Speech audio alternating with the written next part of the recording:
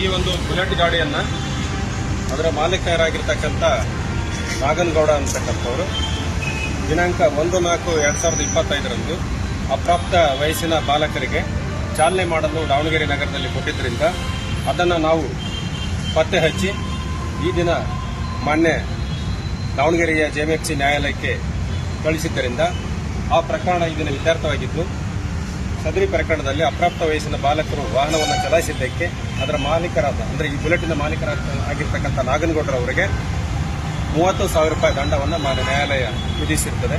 ಹಾಗಾಗಿ ಯಾವುದೇ ವಾಹನದ ಮಾಲೀಕರುಗಳು ತಮ್ಮ ವಾಹನವನ್ನು ಅಪ್ರಾಪ್ತ ವಯಸ್ಸಿನ ಬಾಲಕರಿಗೆ ಚಾಲನೆ ಮಾಡಲು ಕೊಡಬಾರದು.